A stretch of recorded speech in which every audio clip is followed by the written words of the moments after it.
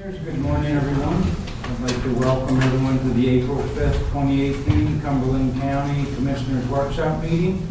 Would you all please stand and join me in the pledge of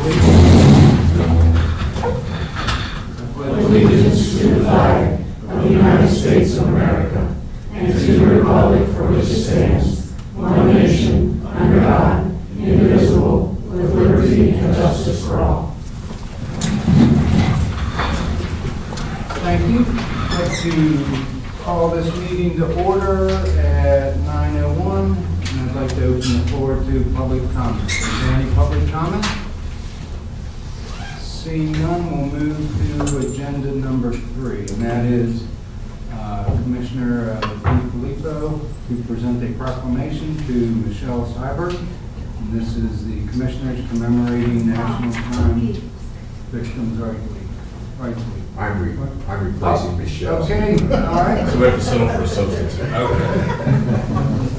I'm on top of that.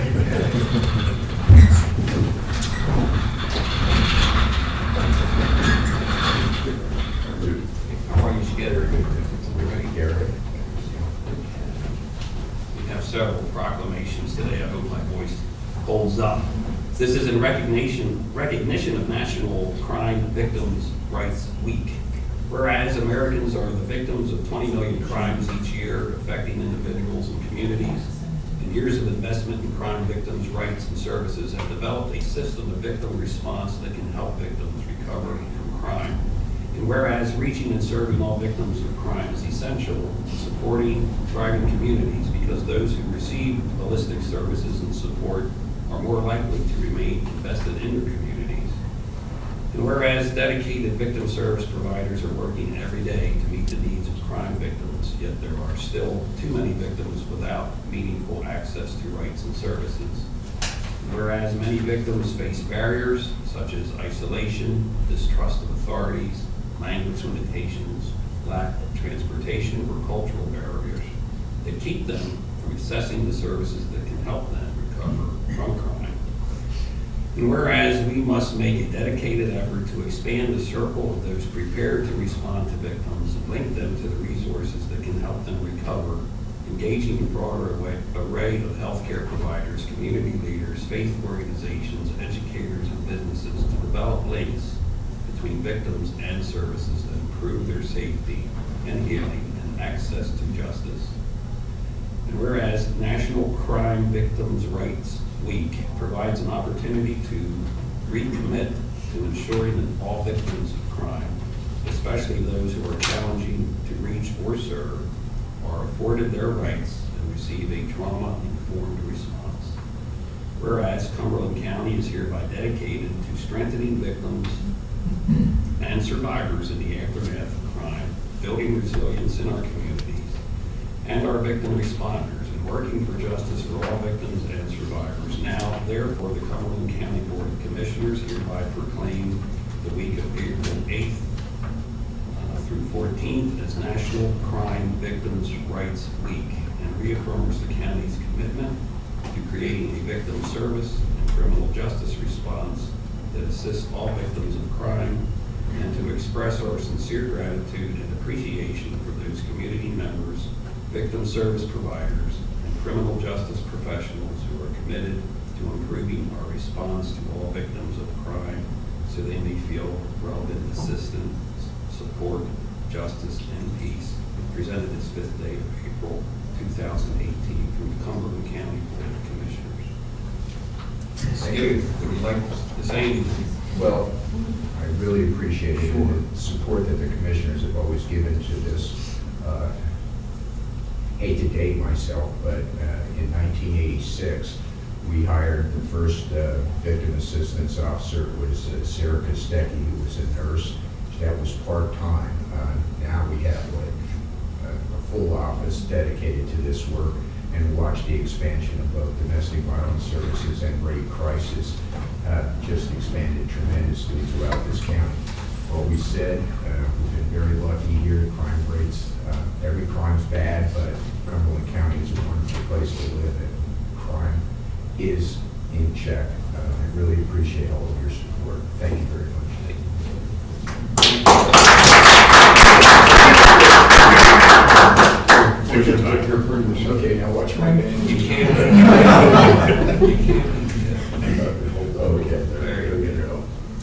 with the picture set.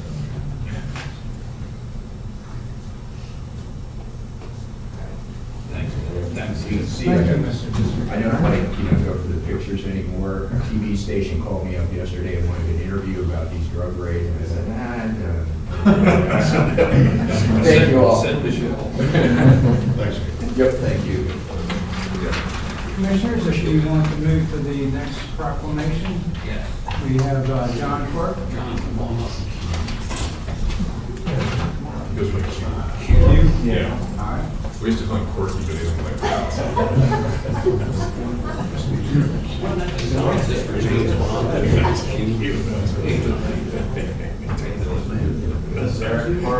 Nice to meet you. Okay, in addition, the Board of Commissioners is recognizing Telecommunicator Week, April 8th through the 14th. Whereas each year, thousands of Cumberland County residents and visitors dial 911 for help in emergencies ranging from structure fires, automobile crashes, to heart attacks. And whereas the safety of our residents and first responders is dependent on the quality and accuracy of information obtained from citizens who telephone the 911 dispatch center. And whereas the men and women answering these calls for help gather essential information, dispatch an appropriate response, and are trained to provide pre-arrival instructions that can often make the difference between life and death. And whereas these telecommunicators are knowledgeable and highly trained individuals working 24 hours a day, 365 days a year. And whereas Cumberland County telecommunicators work diligently to achieve and maintain certifications, enabling them to provide life-saving emergency pre-arrival instructions to callers, as well as remain efficient on continuously evolving technology. And whereas each year the nation sets aside this week to celebrate telecommunicators' work, to provide reliable and effective public safety answering points through the 911 system. And whereas Cumberland County's public safety telecommunicators serve our citizens daily in countless ways, working as unseen first responders who are invaluable in emergency situations, we place our trust in these individuals, not just this week, but every day of the year. And whereas this week is set aside to show appreciation and to recognize that our health, safety, and well-being are often dependent on the commitment and steadfast devotion of public safety telecommunicators. Now therefore, the Cumberland County Board of Commissioners commends the Department of Public Safety dispatchers for their efforts, and hereby proclaims the week of April 8th through 14th as Telecommunicator Week in Cumberland County, presented this 5th day of April from the Cumberland County Commissioners. Gentlemen, do you have anything you'd like to say? I just want to thank the commissioners for recognizing the outstanding work that these fine men and women do on a daily basis for the county. Hopefully today will be a little less busy than yesterday, the wind that came through, so thank you. Thank you. Other comments? Open it up. Just get in here.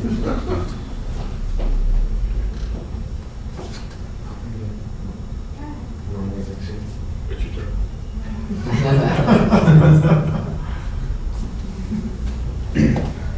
All right, thank you, guys.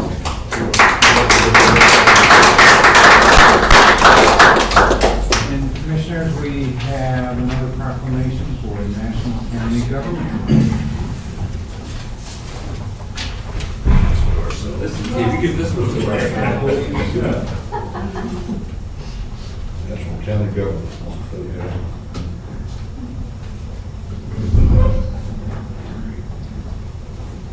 Okay, we are recognizing National County Government Month, which is April 2018.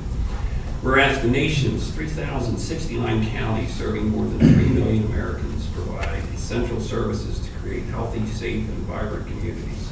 And whereas counties move America forward by providing services regarding public health, justice, safety, infrastructure, transportation, technology, environmental stewardship, and economic services that play a key role in everything from residents' daily commutes to emergency response. And whereas the 2018 initiative of National County Government Month is serving the underserved, which focuses on the critical role counties play in breaking the multi-generational cycle of poverty. And whereas each year since 1991, the National Association of Counties has encouraged counties across the country to actively promote their own programs and services to the public they serve. And whereas Cumberland County and all counties take pride in their responsibility to protect and enhance the health, welfare, and safety of these residents in efficient and cost-effective ways. And whereas Cumberland County is a leader in providing exceptional services to its more than 250,000 residents, especially in the areas of human services, drug and alcohol, children and youth, public safety, planning, economic development, conservation, and judicial services.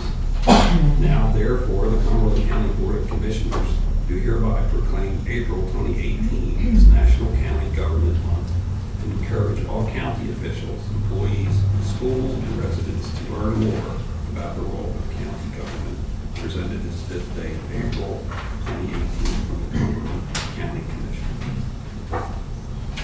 Any comments, gentlemen? I was waiting to see which one he hands it to. He's just gonna keep it for us. That works. All right. All right, thanks, Ben. We'll view it as you're accepting it on behalf of all the Yeah. county employees Thank you. and all the great services they provide. And that does dovetail in with the initiative of Government 101 and our helping to educate. So if we move to item number 6, which is the approval of ordinance 2018-2, this is an action item request. It's the Commissioners of Cumberland County providing for opioid cost recovery and declaring the opioid crisis a public nuisance.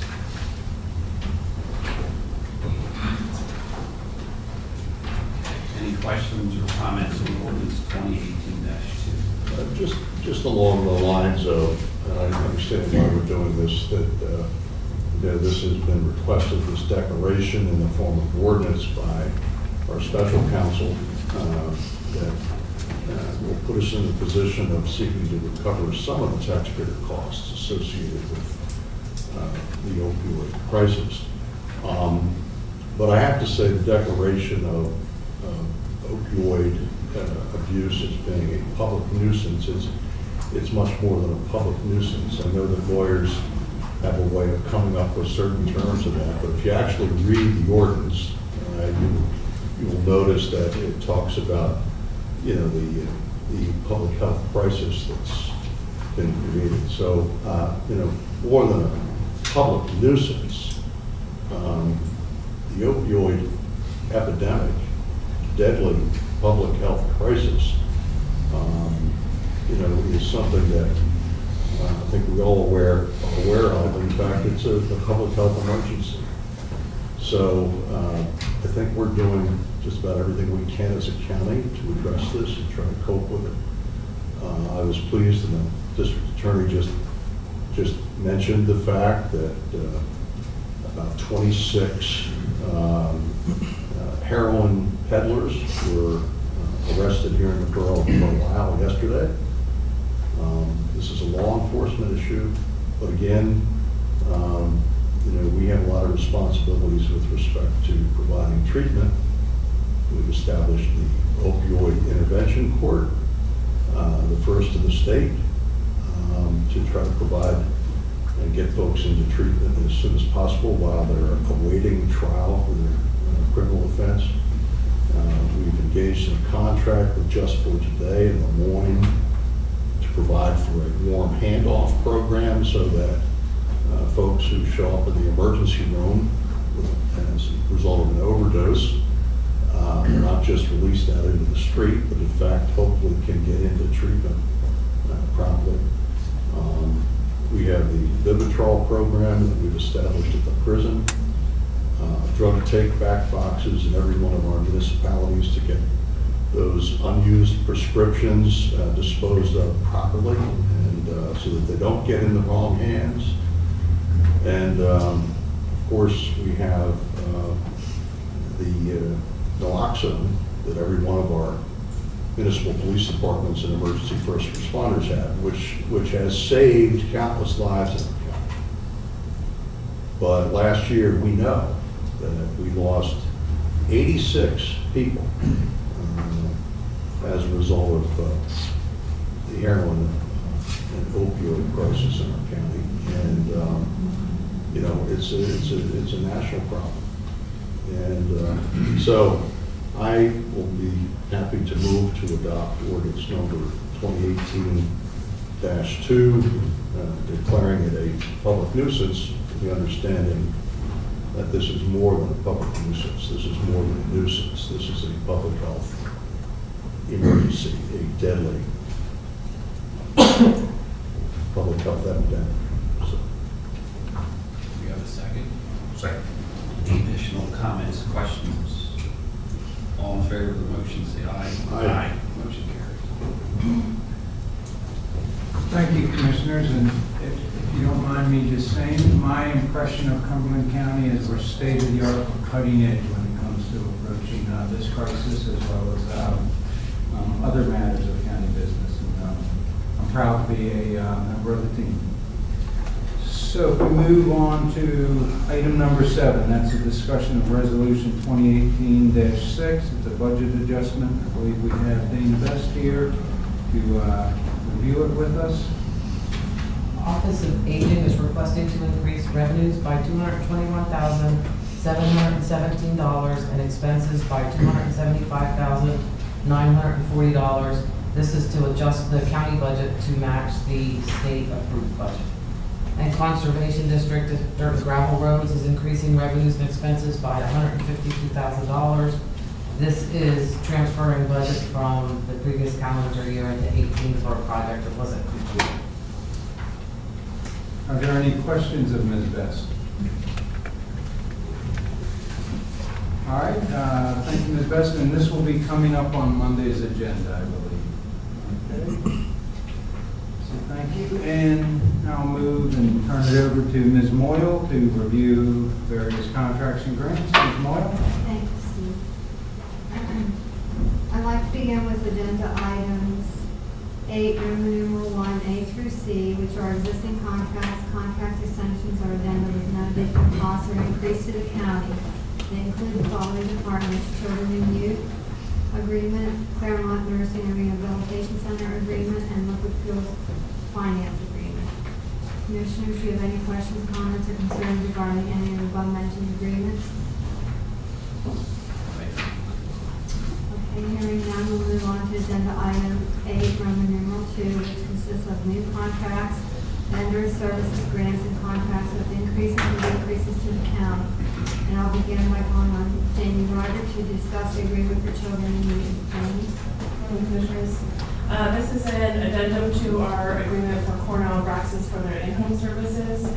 This is a new program that we are looking to add. It's called the PATH program. It's preparation for adolescent transition to home. They will be working with adjudicated dependent and delinquent males and females ages 14 to 21. This program is aimed to reduce the rate of recidivism for our youth by beginning at the admission of their stay at a residential facility, working with the youth and the family, preparing the child and the family for their return home. And then once they return home, they will continue to work with the family, hooking them up with community resources, providing therapy, helping the child reintegrate back into the community. Anyone have any questions for Jamie? Thank you, Jamie. Next, I'd like to call on Melissa Smith to discuss the CNRC grant. And the amount of the grant is $10,471. Melissa? Good morning. This grant we've talked briefly to the commissioners about. We have come up with the plan that we are just going to buy the equipment for the dementia unit, Heritage Harbor, and the equipment is able to be moved from room to room or set up in one of the small recreational areas for maybe 2 or 3 residents to use the equipment. It is called a multi-sensory environment, and it is to help residents calm down or maybe to get them active again through touch, through smell, that kind of stuff. I'm sorry, what else do I need to let you know? I have the grant paperwork ready. It's being reviewed by Rich, the administrator, and I'll get that to you this afternoon with any changes you might have on it for your signature on Monday. Are there any questions, Commissioner? Any questions? Any more Melissa, information I need to provide? the grant that we're seeking is $10,471, is that correct? Yes, it is.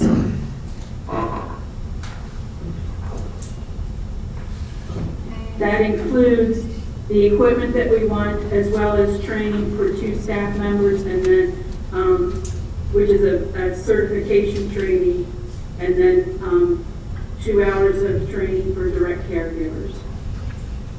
That'll be done in-house. All right, Melissa, thank you very much. Thank you. Next, John Locke is joining us via video teleconferencing to discuss the agreement with George A. Kent Inc. John? Oh, you don't look like John. Morning. Same color hair, that's it. I'll be filling in for John this morning. And we are here asking for your approval this morning on a 5-year agreement with Kent Fire Services.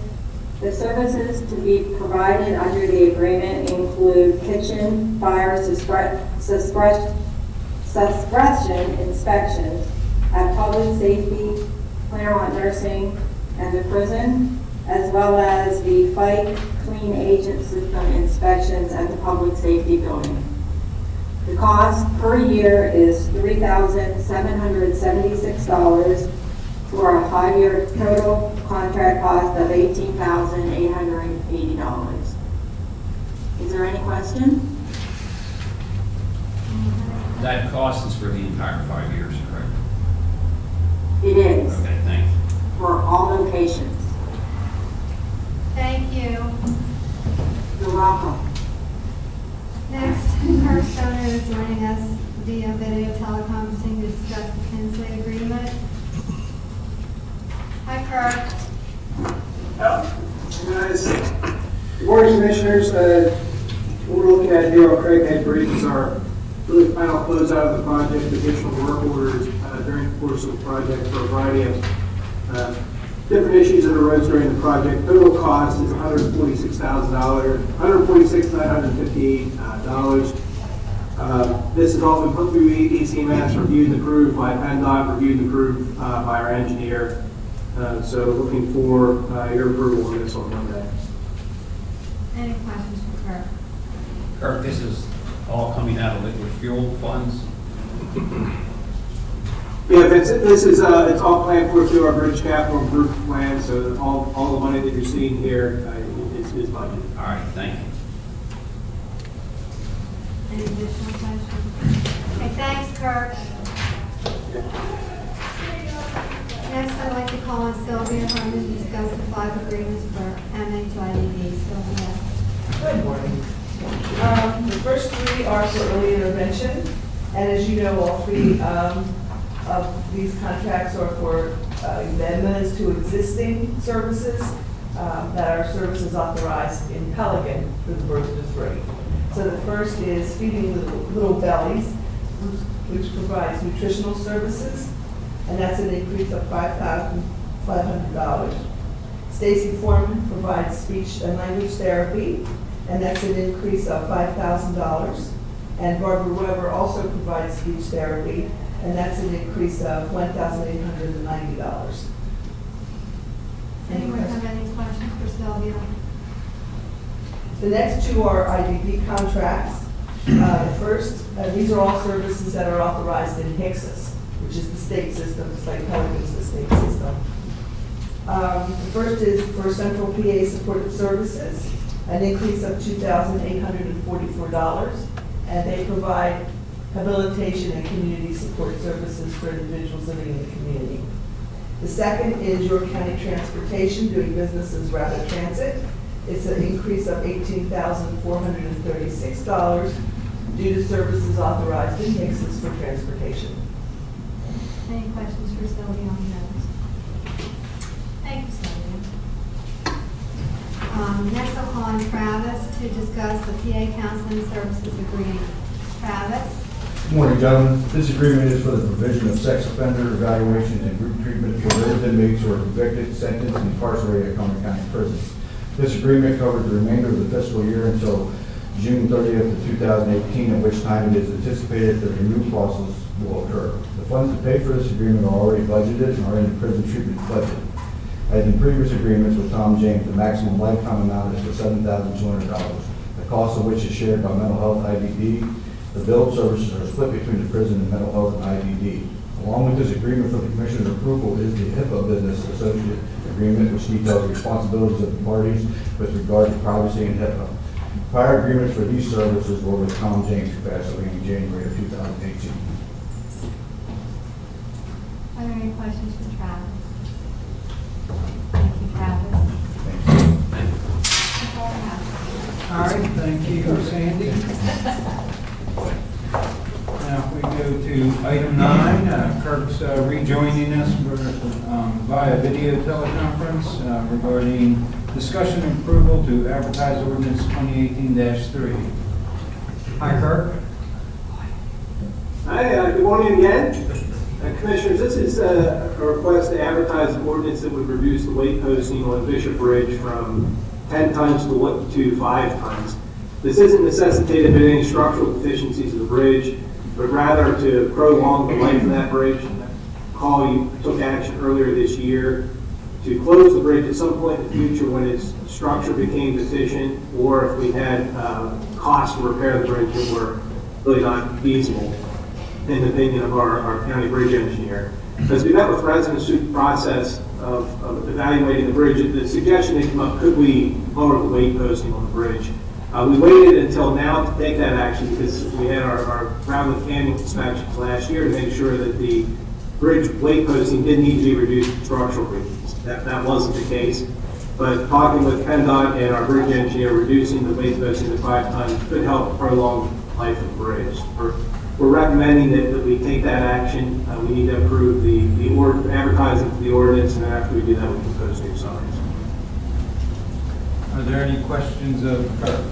Yeah, Kirk, to what extent is this going to limit traffic on the bridge, this reduction in the weight limit? Well, that's always a good question, Jim, of whether or not signage impacts motorist behavior. We're hopeful if we do have it posted at that motorists will obey the law that's out there. Most importantly, if we do find folks that are violating the weight restriction, we can take action with them to report to the local police and keep an eye on it. All right, but I guess my question was geared toward, the current usage, and, most vehicles, I would imagine, fall under the 5,000 pound limit, correct? But I'm wondering what kind of vehicles would now be prohibited that have been using the bridge. Yeah, sure. So I think most importantly, Jim, there may be, when you look at it for ambulances. It was reduced to 5 tons, okay. So ambulances would be affected, but what we're doing is we're going to offer our emergency responders a temporary use permit. So the bridge is still safe at 10 tons, but in this case, we're reducing it just to prolong the lifespan. So we're issuing our emergency responders temporary use permits so they can still access the bridge and provide for the safety and welfare of our residents. Okay, all right, well, that's good to know. But I want to ask one other question and follow up to yesterday's discussion at the Finance Committee meeting relative to Orr's Bridge, the Orr's Bridge project. And of course, we all want to see that move as quickly as possible. My question has to do with the additional land that we need to acquire for the right-of-way for the new bridge. Where does that stand? And I don't know whether maybe Keith knows anything about this, but I know we were looking at the potential of condemnation for that. Is that correct? We authorized that. Sure. We did authorize. Do we know where that stands? Yes, we have our right-of-way clearance from PennDOT for the project. So we're good to go on the right-of-way front. We did use condemnation for one property. We're waiting to see whether or not the claimant wants to appoint or ask for a board review on that project. I think we're waiting for their appraisal as well. That's correct, Keith, you're right. All right, but that is not delaying the project at all. Absolutely does not. What time frame do they have to deliver that within?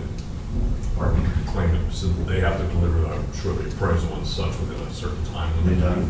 They do not. No, we paid what we need to pay into court, as approved by the court, and then Okay. it's up to them now to produce their appraisal, and then list it for a board review.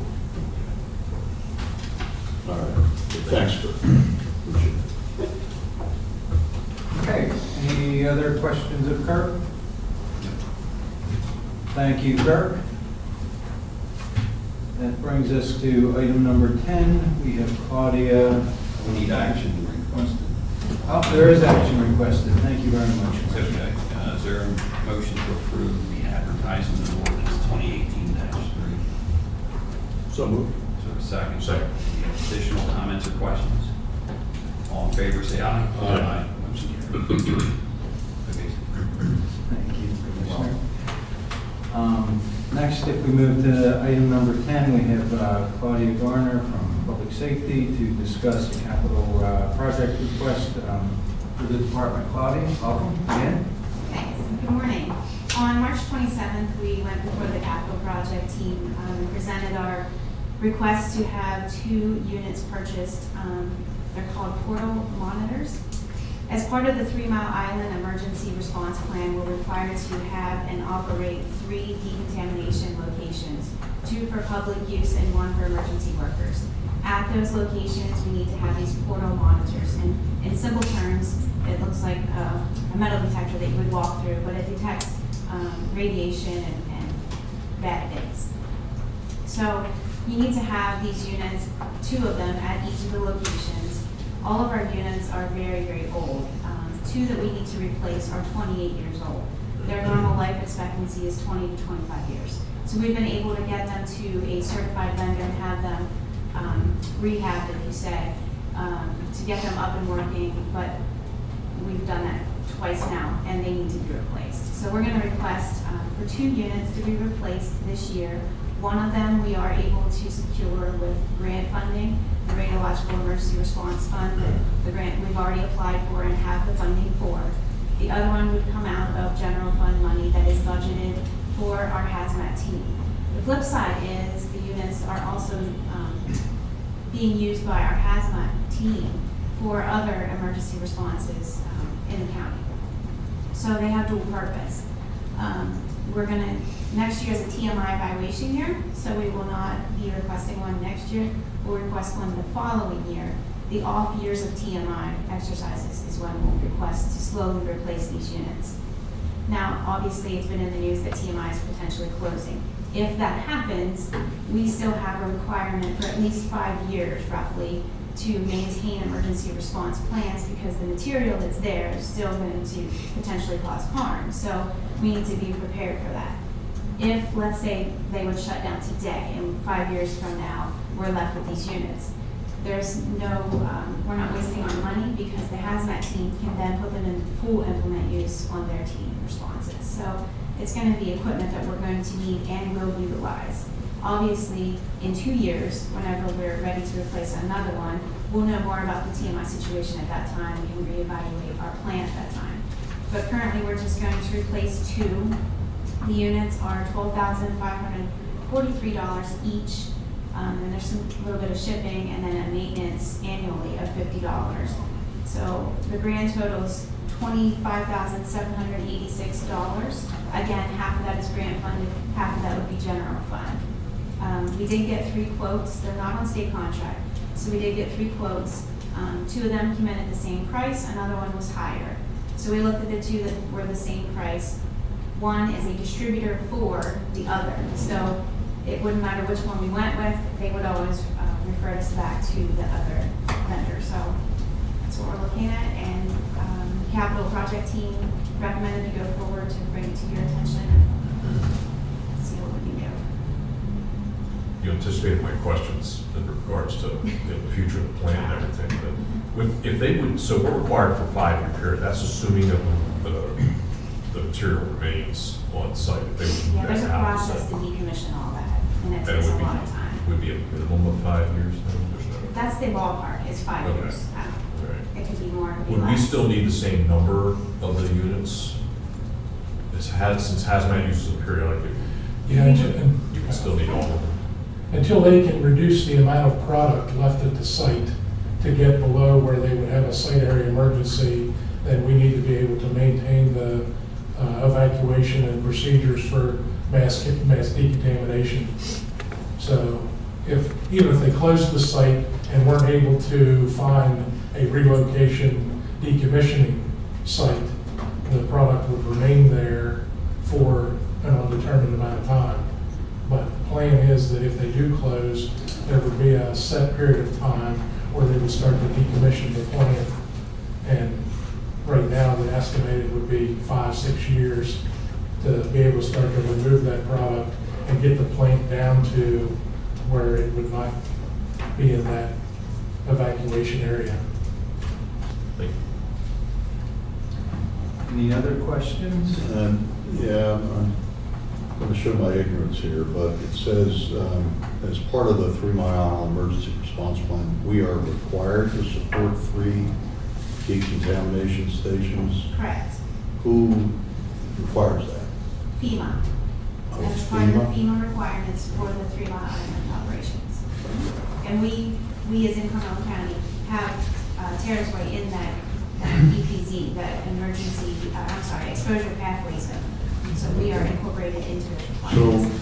I guess, and I have no problem, we need to do what we need to do, but my question kind of like just goes back to, if this is a FEMA requirement, why isn't it fully funded by FEMA or the federal government? Okay. And the current plan has shelters at Big Spring and Shippensburg University, as well as multiple locations throughout other counties around the region. So the 10-mile emergency planning zone, 10-mile radius of the plant, is currently the plan for the evacuation area. So we have to be able to, for us, the residents from New Cumberland and part of Lower Allen, we need to be able to evacuate and shelter those, demonstrate being able to do mass reception, monitor them, and do decontamination. I have no problem with the need. My question relates to if we're being required by somebody, why isn't the federal government paying for it? Right. It's another one of these underfunded or unfunded mandates, which, we continue to bear. And it's not fair to our taxpayers. I don't think so. We've tried to do due diligence and get the units that we have up and working, and we've, like I said, had them to a certified vendor twice now. And out of 4 units, we can usually rely on 1 or 2 of them, but it's getting to the point where it's time to replace them. Okay. Any other questions? No. All right, Thank you. thank you. Next, we'll move to Commissioners' Liaison Reports. Commissioner DiFilippo. I have none for this item. All right, thank you. Commissioner Herzl. Okay, well, after my last rather lengthy liaison report, it's not quite as long this time, so. The Conservation District Board met on Tuesday evening, March 27, and reorganized with the re-election of Wilbur Wolf and Duff George as chair and vice chair respectively. The district is gearing up for its annual tree seedling sale, and as of March 27, they had received 150 orders, ranging from fir, spruce, and white pine to oak, pear, apple, and peach. Once again, students from the Big Spring School District will assist with the bundling and distribution of the seedlings at our Allen Road office front lawn area on Thursday, April 19. And up until then, I believe the district is still looking for and accepting old newspapers for the wrapping of the bare root stock. So I hope that maybe some of the papers that we collect here in the Commissioner's office could be sent over. It's getting more difficult because we had one newspaper in the region that only publishes now a print edition 3 days a week. So if anybody has any old newspapers, I think they're looking for them at the Conservation District.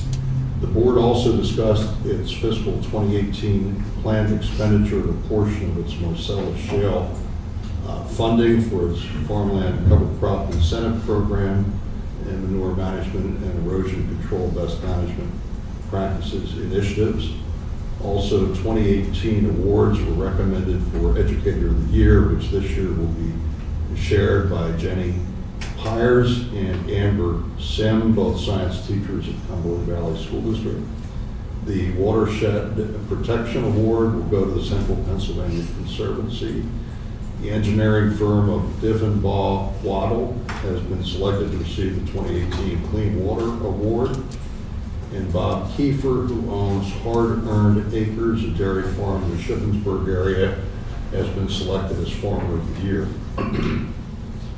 I was pleased to join both of my colleagues at the new Kingstown Fire Company on the evening of Thursday, March 29, along with about 100 concerned citizens from the Cumberland Valley School District to hear a presentation by Natural Lands Trust, which holds the conservation preservation easement on the McCormick Farm property in Silver Spring Township, the historic farm that Cumberland Valley School District has a site for condemnation for some future not yet clearly defined school building plan, as was evident. And as it was stated, this case will not only be decided in a court of law, but in the court of public opinion.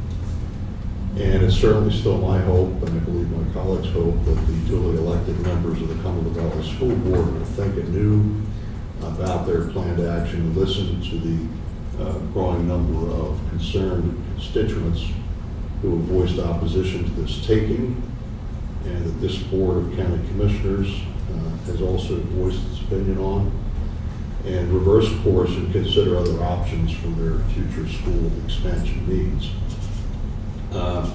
Finally, I was also pleased to participate in the recent Urban Land Institute stakeholder review and evaluation regarding the future revitalization of the former borough of West Fairview, which 20 years ago this year was merged via a vote of approval by the people into East Pennsboro Township. It remains the only successful municipal merger in modern times in all of central Pennsylvania. On the immediate west shore of the Susquehanna River, West Fairview has a rich history. Was once the location in the 1800s of the largest manufacturer of cut nails in the nation. And it has gone through several periods of both boom and bust with its direct access to the river and the confluence of the Connequa Creek. There is no doubt in my mind that this former borough, now a village within the larger East Pennsboro community, can once again, with the right kind of planning, initiative, assistance, and community-driven revitalization, become a vibrant and attractive community and destination. And I was pleased to see that both CADIC and our county's housing and redevelopment authorities are partners in this effort. That's all I have for that. Thank you, Commissioner. Commissioner Eichelberger? Yeah, just a tiny bit of information. I asked Kirk Stoner to update me on anything that was not a meeting this past week, but I asked him for any updates. And he mentioned to me that the Planning Commission continues on with its training academy offerings. And in late March, they offered another one of their courses on planning issues, open mostly to municipal planning commissions and local municipal elected officials as well. They continue to have a lot of success with that. They have 35 attendees at the one in March. So obviously there's still great interest and sort of demand for sharing of more extensive knowledge and information regarding land use considerations. That's a great role that our planning department plays, providing technical support to the municipalities, and I think they would be commended for doing this. It continues to be obviously significant interest in this. So Kirk also mentioned to me that the evaluations that they take every time are continuing to be scored very highly. So obviously people are getting value out of it, and that's just good news all around. He also asked me to mention that May 21st, they're hosting a training session regarding drone applications for government use. That's the first I've heard of that. But they have a local drone operator coming in to talk about how drones can be used for government purposes.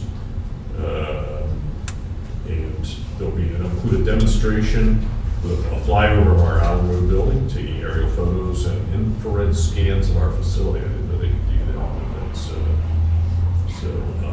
Jimmy might be able to bring your drone along and learn a couple of things. Yeah, and I was thinking, I don't know, to the extent that, when we're dealing with, and I don't know whether our law enforcement or sheriff or not sheriff, but the public safety department and our first responders, whether this is something that, they might be interested in taking a look at too, when you're dealing with either crime scenes or fires, perhaps, and this might be then for, municipal use as well.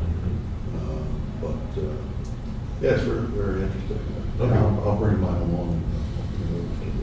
Maybe you can teach them a few things. Okay. Figure out how to fly better. I'll pass your observations along to Kirk as well. Make sure he's sharing that with some of the other. Yeah, because I think it's certainly drones could come in handy during times of emergencies. Yeah.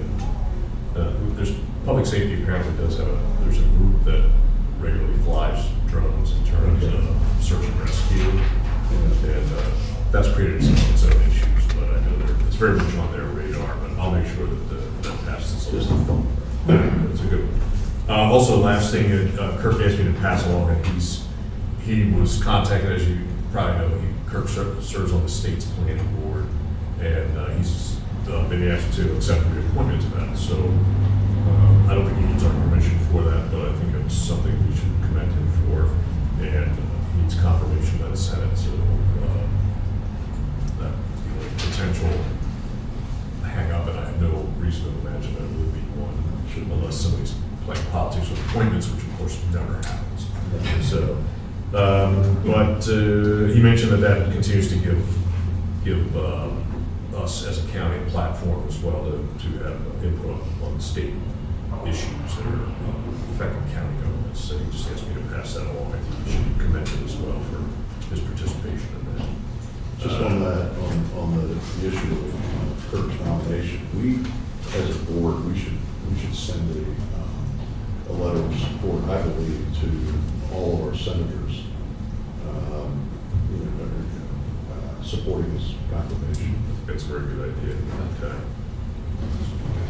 I'll follow up with him to make sure that there's not some other requirement or anything, but I'll let him know that that's on the plan.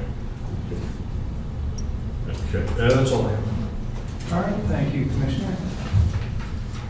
I'd like to report that executive sessions were held on the following dates: April 4th, 2018 at 11 a.m. regarding potential litigation, and also on April 4th, 2018 at 2:30 regarding personnel matters. I'd also like to request an executive session to be held directly after this meeting regarding personnel issues. And then at this time, I'd like to ask, is there any other business to bring forward to the Board of Commissioners today? Just a couple of things very briefly.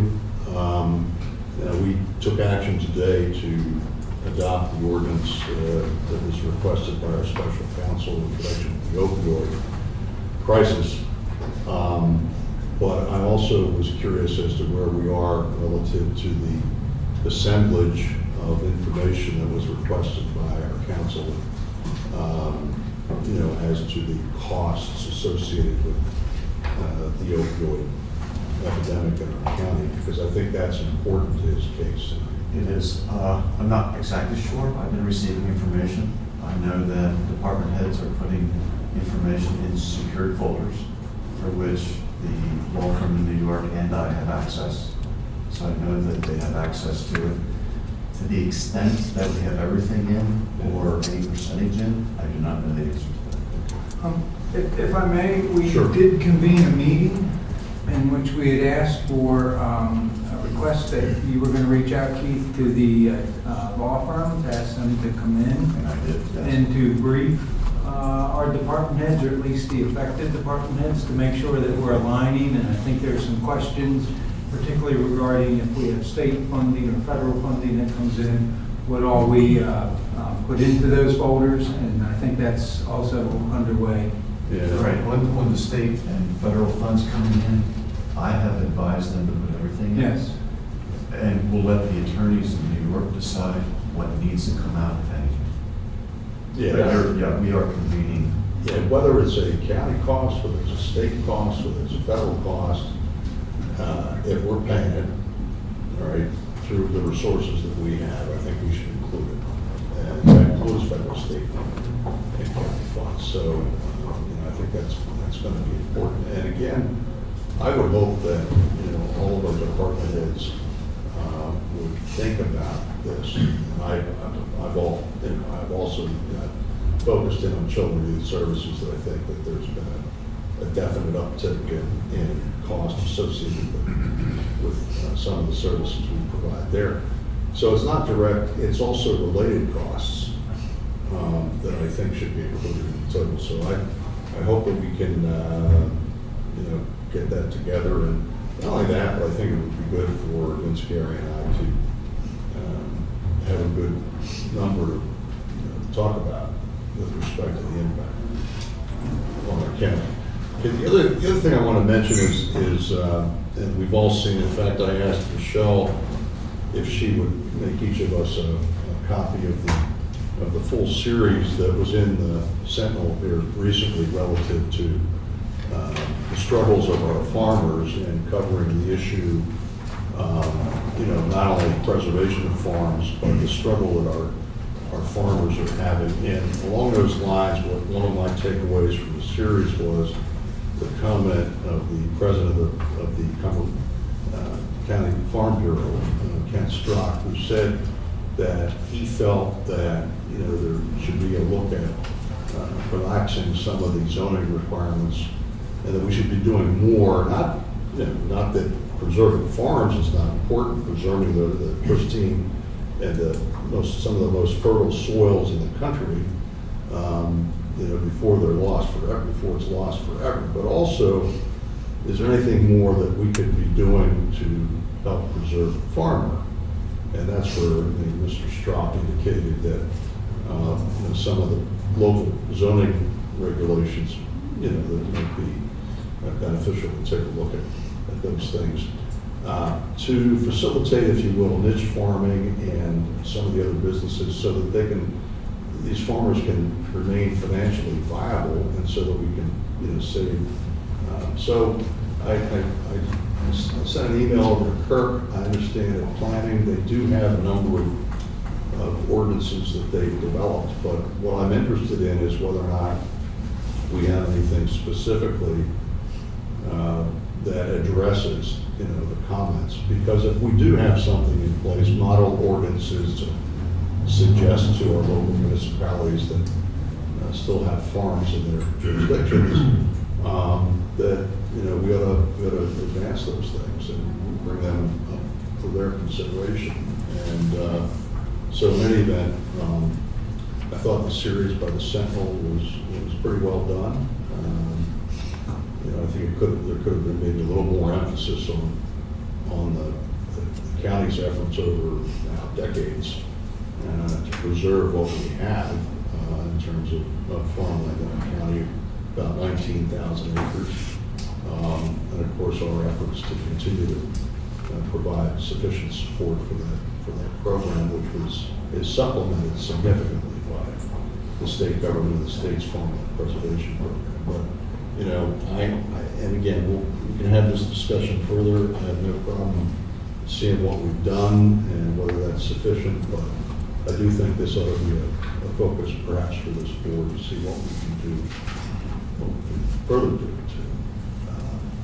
to help preserve the farm. That's all. Let me just comment on it. I think the State Farm Bureau will probably be a very good source for any potential ordinances. They generally keep their finger on the pulse of what's changing in the industry and any specific requirements that might come out of various niches they're developing.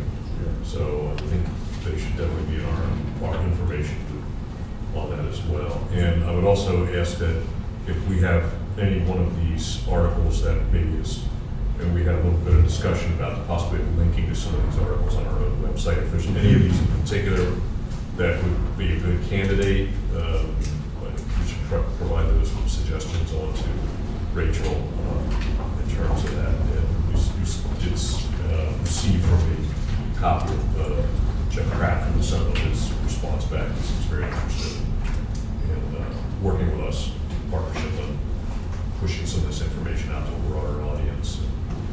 Since we do invest a substantial amount of public dollars in that process, I think this would be something, whether or not we're doing adequate credit or not, I think these would be a good basis for us to use to help inform those who look at our website or look at our social media in terms of what they're getting for the public investment. Steve, basically, did you follow up with the sheriff's department? I think Brian Gordon was to put together a new policy for events. I never saw anything since. He has. There was, I know that there was a facility use, I think Keith, you were working on something for internally and This they was were working. Pardon? This was external. This was external. No, I don't know the status of that, but I will Thank you. prioritize that.